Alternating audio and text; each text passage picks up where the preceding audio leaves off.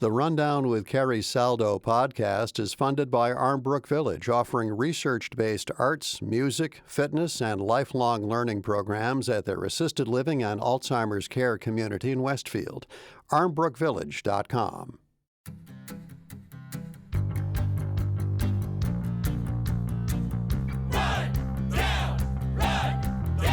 This is The Rundown, your weekly news and review from Western Mass. I'm Carrie Saldo. Good morning. It's Friday, October 18th, 2024. This morning's gnarly newsies.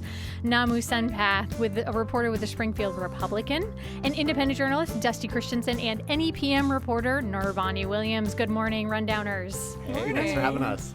Later in the show, a federal consent decree that governed the hiring in many Massachusetts police and fire departments is set to expire at the end of this year.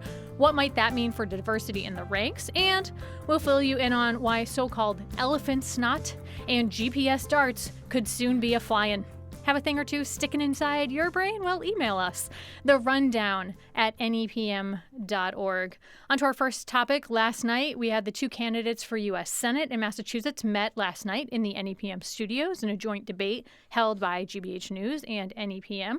Senator Elizabeth Warren and her Republican challenger, John Deaton, sparred over a number of issues, including housing, the war in Ukraine, East-West Rail, and I would like to hear from each of you this morning about the moment from the debate that sort of you feel like will be most relevant to voters in Western Mass. Dusty Christensen, I'll start with you.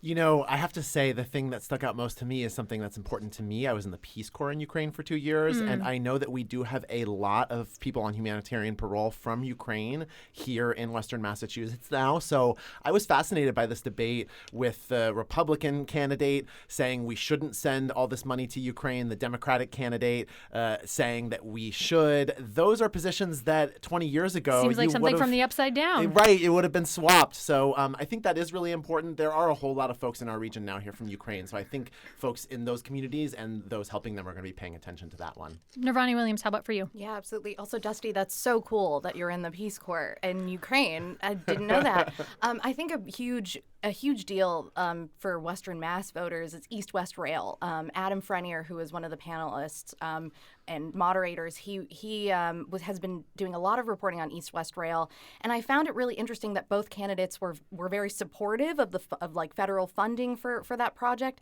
which has been going on for years now and might not be finished by the time I'm having kids. So I don't know. It's certainly been being talked about for a number of years. And thank you for pointing out the moderators, Adam Frenier, yes, from NEPM, also Soraya Wintersmith and Adam Riley from GBH News. And that East-West Rail piece was, I think, one of the only thing, if not one of the very few things that the two agreed on. Absolutely. Warren said that she had already worked alongside U.S. Representative Richard Neal of Springfield on some funding for the project, and she also said this. I am committed to this. We know the governor is committed to this. We're going to get the money together, and we will get this done. Warren's Republican challenger, attorney John Deaton, says that he also supports the project. Deaton said that he sees the move as a way to address some of the higher costs of living that we're seeing in Boston and the housing shortage. I'm all for it. We've got to do it. It would alleviate all kinds of issues, not just for Western Mass, but for the entire state. Yeah, so those where the candidates are lying. Like I said, one of the rare instances in which across this hour of fiery back and forth, they agreed. Namu Senpath, how about for you watching this debate? I think for me it was housing. I cover housing at the Republican, and something I see a lot is I hear from my sources about how immigration is not one of the things that kind of impacts housing. But then we see John Deaton saying that the open borders is the reason for the housing, the craziness of housing prices. And I don't think that the two are necessarily related. I think that there's obviously issues on both sides. So I think actually both are important to the region. But it was interesting to hear that they're both supportive of, affordable housing and trying to find more opportunities for that to come into this area and also the rest of the state. And when Deaton said that he saw East-West Rail as a way to sort of alleviate that challenge in Boston, it really got me thinking for the first time about, wow, I think I have been focused on East-West Rail, West-East Rail as an opportunity for people from our region to more easily get to Boston, work in Boston, but remain living here. And something that I know we've seen happening a bit with the housing market in Ware is people who have been priced out from Worcester are now more interested in trying to purchase something in Ware. And so now I'm thinking, wow, perhaps there's an opportunity that if this becomes a reality, we'll see some pressure alleviated for Bostonians. But then what is the potential impact on that one area in this region? I also think it's really interesting that we're all bringing up immigration and affordable housing as the main issues that Western Mass voters are facing right now, because there is so many people new immigrants and new arrivals who are arriving in Boston that I've been reporting on too, who are coming to Western Mass solely for affordable housing, and they're being priced out even here. So I think that's just really fascinating, and also that a lot of housing and immigration advocates are saying that new arrivals and immigrants who are coming from very chaotic situations to Massachusetts to look for safe housing and just to raise their families, they're not a part of the problem of affordable housing. There just isn't enough landlords who are willing to price apartments or any spaces in an affordable range for people. I think it's part of the push-pull in the larger housing challenge, because we saw prices for individual housing units that are being purchased rise. And so if those property owners went and bought a new apartment building, maybe over these past 3 or 4 years during the pandemic, they likely paid a higher price, which then makes it much harder for them to offer rental prices at those affordable rates or more affordable rates, because they're paying higher rates for everything as it is. So it's a really gnarly issue. It's a very complicated issue. All right, so taking a look at that debate, the debate will be rebroadcast over the course of the weekend, and you can also check out nepm.org if you missed the debate last night and want to watch it in its entirety. Reporting from Kari and Jiri from NEPM this week, with court-ordered hiring rules set to expire, a group warns of backsliding on police and fire diversity. A federal consent decree that has governed hiring in many Massachusetts police and fire departments since the 1970s is set to expire at the end of this year. The court order aimed to boost the ranks of Black and Latino police officers and firefighters in more than 100 communities. Historically, as Kari points out in his reporting, these departments were mostly white and non-Hispanic while serving increasingly diverse communities. I really appreciated this reporting.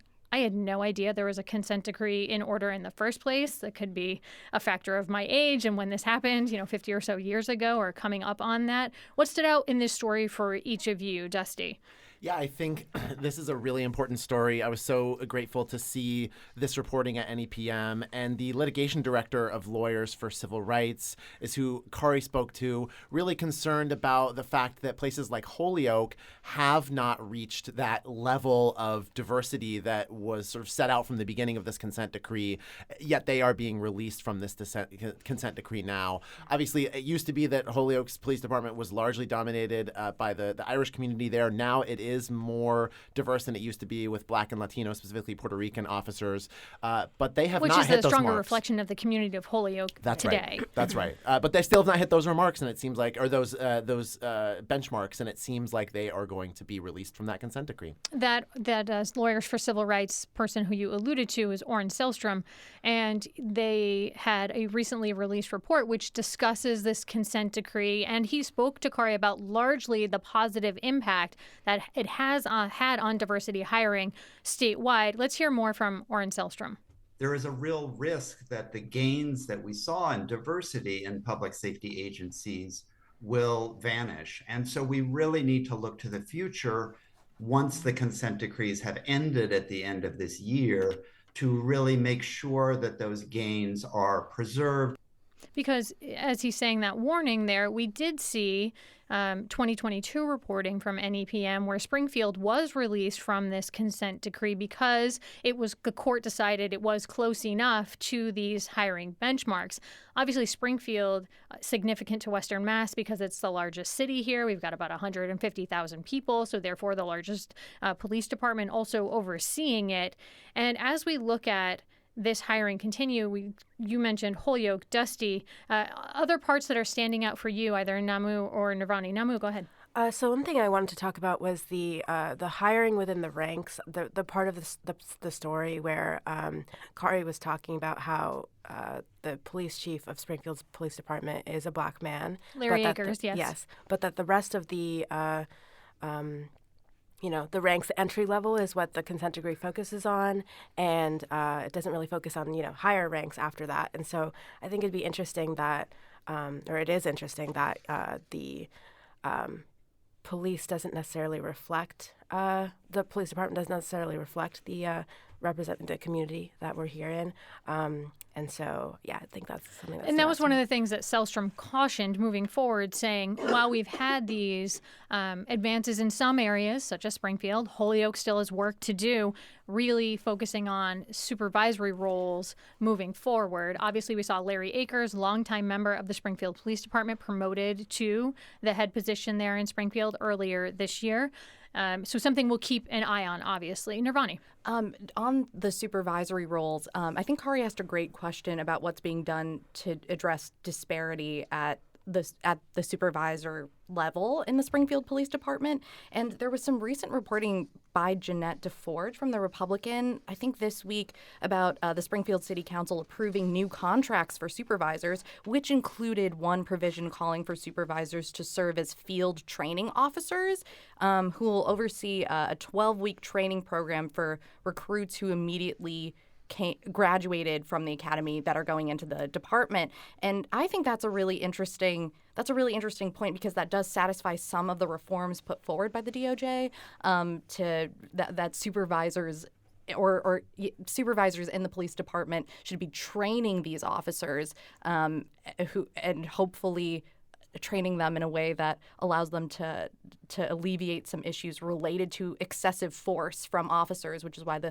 consent decree was put forward in the first place. So I think it'll be interesting to see whether or not this will take care of that problem. And I do want to point out that there is a difference between the federal consent decree on this hiring piece and the Springfield Police Department is under a separate federal consent decree that relates to police misconduct. That court order is still in effect and has no bearing on this whatsoever. And I do also want to flag, we kind of talked here about police, but this also applies to the ranks of fire departments as well. Dusty, before we break, I want to ask you a question about a separate matter that you reported on recently for the Shoestring. Former Holyoke Police Department Captain Manuel Reyes retired about a year ago with a full pension after a junior officer accused him of sexual harassment. Now the city of Holyoke appears to be, according to your reporting, considering a payout to his alleged victim. Where does that matter stand? It seems like it's still at the level of negotiations right now because of recently disclosed minutes from closed-door sessions of the Holyoke City Council. We learned that several attempts to get money transferred, first from free cash and then from stabilization, then from the police department budget to a line item for claims and damages, it turns out is for the negotiations around a settlement with one of the alleged victims of Manny Reyes' sexual harassment scandal. Some of those transfers were in the range of $300,000 and others about half of that. It remains to be seen what that settlement is going to look like. It's my understanding it's still being negotiated. And a small group of city councilors within the Holyoke City Council, the more conservative faction, has actually been blocking the transfer of those funds. They say they want to see more transparency and want the public to know what that's about before they're going to agree to any transfers. So it's still in the works as far as I'm aware. Well, you'll keep us informed, no doubt. Well, we're about to head to a break, but the rundown returns, and when we do, community reaction after an encampment in Northampton is shut down, and flying elephant snot and GPS darts. Details on new gadgets meant to combat two different challenges, graffiti and high-speed chases. A reminder, our email, therundown@nepm.org, if you want to get in on the action. I'm Carrie Saldo. We'll be right back.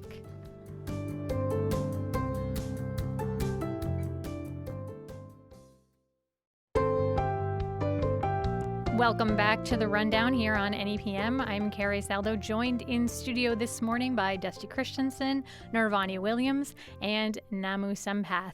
The story we're going to talk about next, I think it's a rundown first. Every member of the panel this morning has reported on this next issue. The issue is the police dismantling of a community-organized so-called moose camp for unhoused Northampton residents. It's an update on a story that we did discuss here on air last week. As I say, all three rundowners reported on it. And after Northampton cleared an encampment of about 10 people who had been living in tents near Fitzgerald Lake, that happened last Friday, the move followed an attempt on October 7th by Northampton officials to remove the campers, and a protest stopped that initial attempt. But in a sense, campers were on borrowed time here. The city put them on notice, saying that it wasn't happening at that time, but then they did move forward on Friday. And as I said, the city had given several warnings that they needed to move on. Here's Alan Wolf, the mayor of Northampton's chief of staff. The city cleared the site as soon as it was safe to do so, in line with all of our previously stated commitments. Panel, I know each of you went there and spoke with people who had been campers and also supporters of those folks who had set up encampment there. Did those campers believe that the clearing last week was in line with the city's previous statements? Nirvani, Namu? Someone who was staying at the camp, Paris Lawrence, that I think Dusty also spoke to, he said no. He said that he didn't receive an email from the DCC Division of Community Care from the city, or that there were any previous notifications from the mayor's office or the police department, which they said that they were trying to be in contact with Victor Caputo, the captain of operations for the Northampton Police, and that Caputo promised to communicate with them and other organizers about an eviction date. So misunderstanding abounded, I think, Yes. Amongst this. Now, we've seen clearings of unhoused encampments, certainly in this region. In other areas, Greenfield, it was a huge issue on the town common there not so long ago. Certainly high-profile cases of this in Boston, at Mass and Cass, elsewhere in the state. And that often means that people's property is just disposed of. And in this instance, Northampton took a different approach, as I learned from each of your reporting. On Friday, the city said that they took their items and kept them over the long holiday weekend. Do we know if the people have received their belongings back? Namu? So I was actually in contact with one of the residents there, Jay, who was a resident at the encampment, and I haven't heard yet back from them about whether Tuesday went well or whether they've received their belongings back. But it did seem like a very stressful situation, and the way that they were kind of talking about what their experience was like, it just seemed very stressful and not the best kind of approach. But Tuesday being the day that people had hoped to reconnect with the city to get their belongings back. And I think that this is a really important issue to be talking about as we head into winter. You know, obviously these 10 campers, some people might be hearing this and saying, well, these are just 10 people. There are many other unhoused people in our region. And obviously these are larger challenges that cities and towns across the 413 and the state and the country, unfortunately, are grappling with. And, you know, it's not something that we have answers to at this time, but I think it's time, seriously, for some more creative and innovative solutions. Perhaps the key lies in looking to other countries where we have lower rates of unhoused individuals.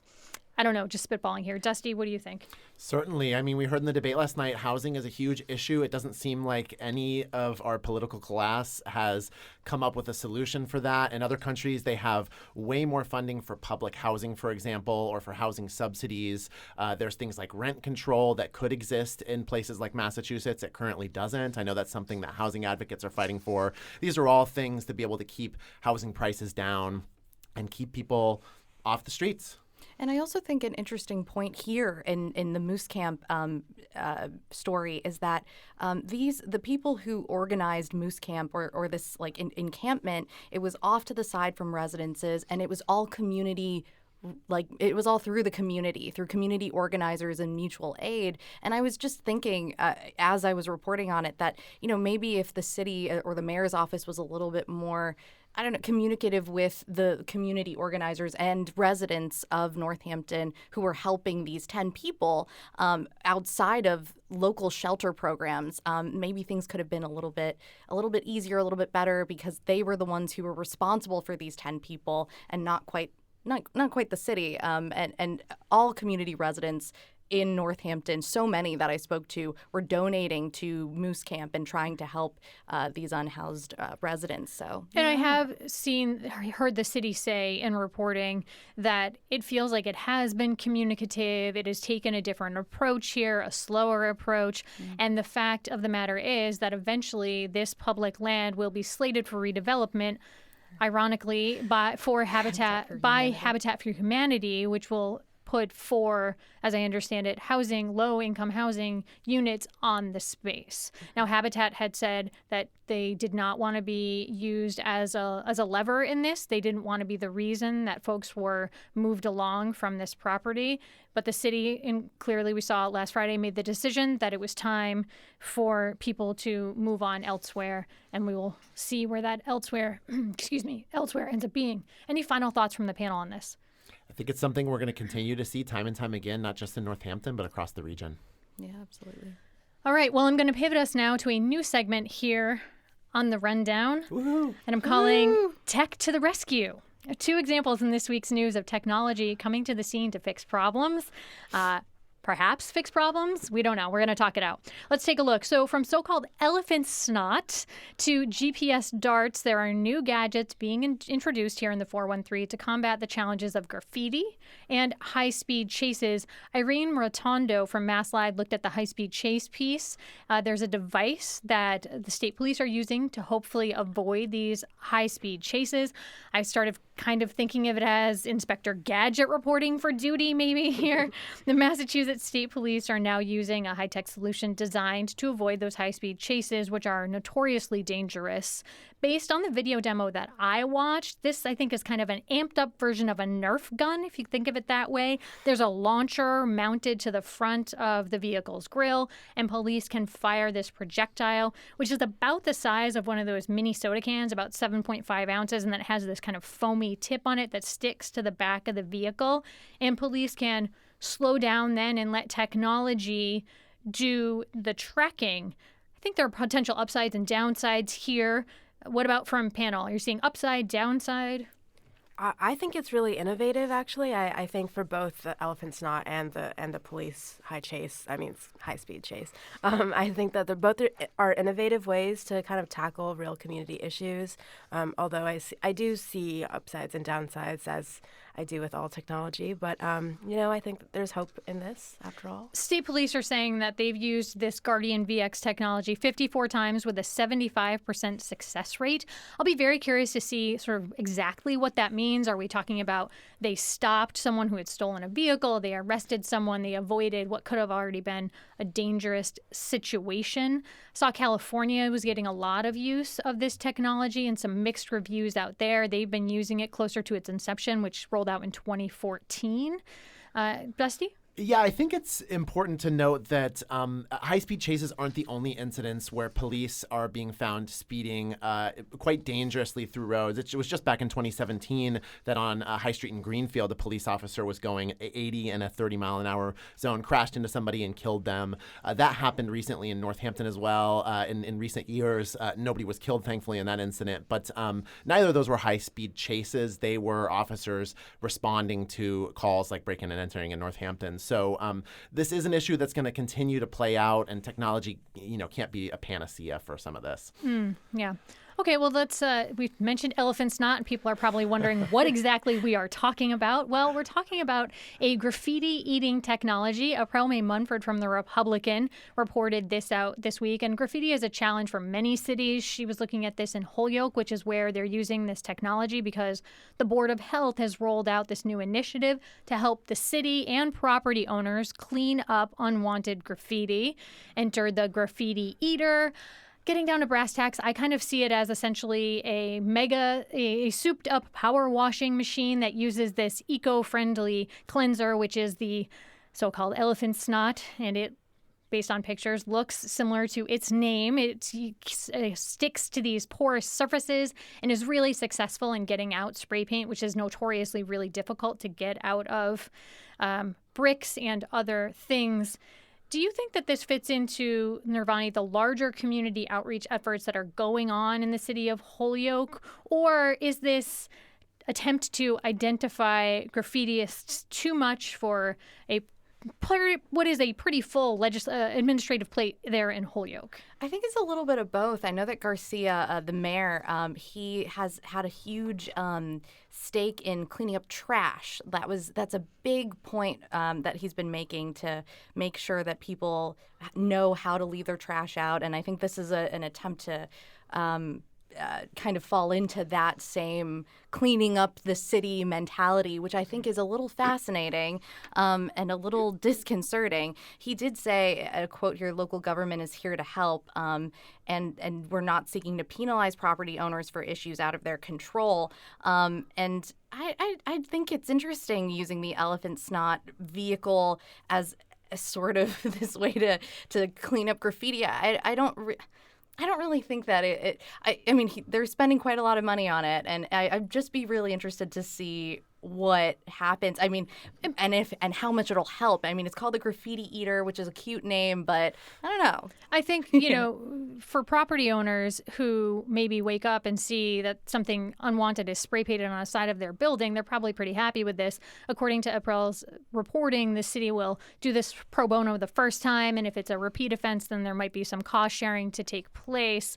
But I think this has long been a challenge for property owners because you have to pay out of pocket to clean this up. It's incredibly hard to clean up. Or if you're going to put a claim against your homeowner's insurance, maybe it'll cover it, maybe it won't. Are you going to raise your insurance rates as a result of this? But then I think briefly, some people think graffiti is art. So there's that push-pull there. Like technically this is an illegal activity that people have done. But also, so is it a nuisance or is it a beauty? That I think that great debate will likely continue. I want to give a quick update on a story that was in the news and up for discussion recently here on The Rundown. The headline, Hampden County Sheriff Nick Kochi reimburses the state for $2,428 in repairs to government vehicle following his drunk driving arrest. That was first reported by NEPM Sam Hugzig last Friday. We know from previous reporting that Kochi drove the Sheriff's Department vehicle while intoxicated on September 21st. The SUV was missing a tire and had damage to another tire. As a result of the drunk driving incident, Kochi is essentially on probation for a year, and he lost his right to drive for 180 days. With his license now suspended, Kochi is driven to and from work each day by a Sheriff's Department employee.